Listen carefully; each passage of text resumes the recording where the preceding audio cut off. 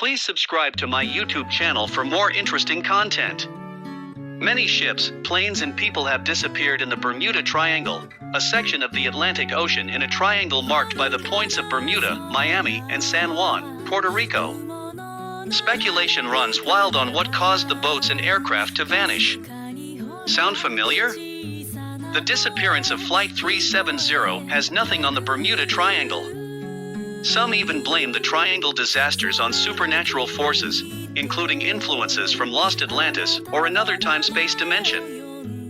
The U.S. government devotes a web page to the Bermuda Triangle and rebuts fringe theories. U.S. officials cite hurricanes, sudden storms, the powerful Gulf Stream, and shallow Caribbean waters as reasonable explanations for the lost vessels. The U.S. Navy and U.S. Coast Guard contend that there are no supernatural explanations for disasters at sea. Their experience suggests that the combined forces of nature and human fallibility outdo even the most incredulous science fiction, the U.S. National Oceanic and Atmospheric Administration says on its website. The ocean has always been a mysterious place to humans, and when foul weather or poor navigation is involved, it can be a very deadly place. This is true all over the world. By the way, no official mapping exists for triangles' boundaries, NOAA says. Bermuda Triangle is also known as the Devil's Triangle. It is an urban legend centered around a loosely defined region in the western part of the North Atlantic Ocean, where a number of aircraft and ships are said to have disappeared under mysterious circumstances. The idea of the area as uniquely prone to disappearances arose in the mid-20th century, but most reputable sources dismiss the idea that there is any mystery. The earliest suggestion of unusual disappearances in the Bermuda area appeared in a September 17, 1950, article published in the Miami Herald, Associated Press, by Edward Van Winkle Jones. 2 years later, Fate magazine published Sea Mystery at Our Back Door, a short article by George Sand covering the loss of several planes and ships, including the loss of Flight 19, a group of 5 U.S. Navy Grumman TBM Avenger torpedo bombers on a training mission. Sand's article was the first to lay out the now familiar triangular area where the losses took place, as well as the first to suggest a supernatural element to the Flight 19 incident. Flight 19 alone would be covered again in the April 1962 issue of American Legion magazine. 7 in it, author Alan W. Eckert wrote that the flight leader had been heard saying, "We are entering white water. Nothing seems right. We don't know where we are. The water is green, no white." In February 1964, Vincent Gaddis wrote an article called The Deadly Bermuda Triangle in the pulp magazine Argosy, saying Flight 19 and other disappearances were part of a pattern of strange events in the region. The next year, Gaddis expanded this article into a book, Invisible Horizons.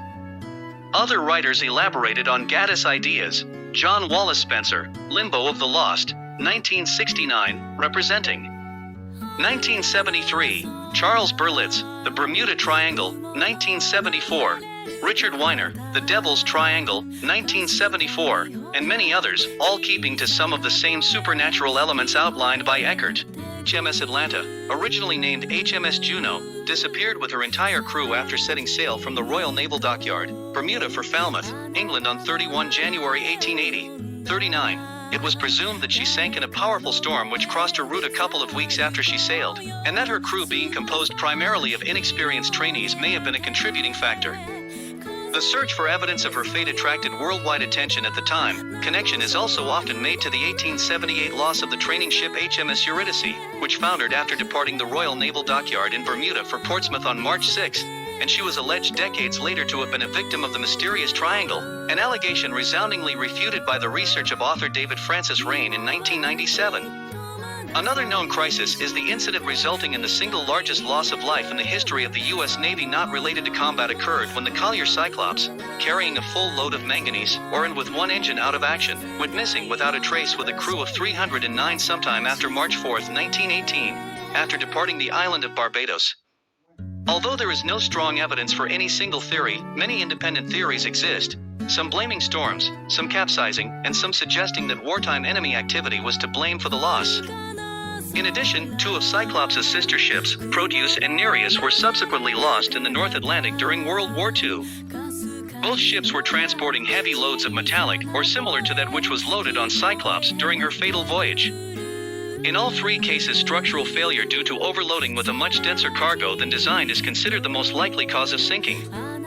Flight 19, also a training flight of 5 TBM Avenger torpedo bombers that disappeared on December 5, 1945, while over the Atlantic. The squadron's flight plan was scheduled to take them due east from Fort Lauderdale for 141 miles, 227 kilometers, north for 73 miles, 117 kilometers, and then back over a final 140-mile, 230-kilometer leg to complete the exercise. The flight never returned to base. The disappearance was attributed by Navy investigators to navigational error leading to the aircraft running out of fuel. One of the search and rescue aircraft deployed to look for them, a PBM Mariner with a 13-man crew, also disappeared. A tanker off the coast of Florida reported seeing an explosion and observing a widespread oil slick when fruitlessly searching for survivors. The weather was becoming stormy by the end of the incident. According to contemporaneous sources, the Mariner had a history of explosions due to vapor leaks when heavily loaded with fuel.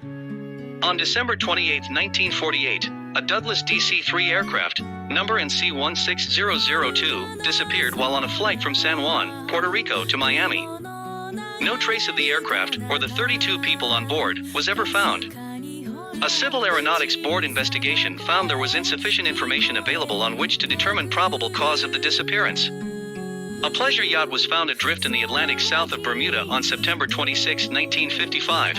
It is usually stated in the stories, Berlitz, Weiner, that the crew vanished while the yacht survived being at sea during 3 hurricanes. The 1955 Atlantic hurricane season shows Hurricane Ione passing nearby between the 14th and the 18th of September, with Bermuda being affected by winds of almost gale force. In his second book on the Bermuda Triangle, Weiner quoted from a letter he had received from Mr. J.E. Challoner of Barbados. On the morning of September 22nd, Connemara 4 was lying to a heavy mooring in the open roadstead of Carlisle Bay. Because of the approaching hurricane, the owner strengthened the mooring ropes and put out 2 additional anchors.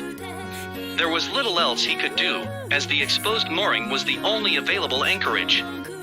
In Carlisle Bay, the sea in the wake of Hurricane Janet was awe-inspiring and dangerous. The owner of Connemara 4 observed that she had disappeared.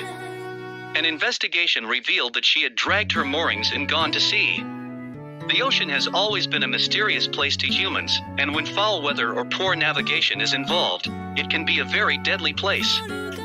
This is true all over the world. There is no evidence that mysterious disappearances occur with any greater frequency in the Bermuda Triangle than in any other large, well-traveled area of the ocean. Thank you for watching, and please subscribe to the channel.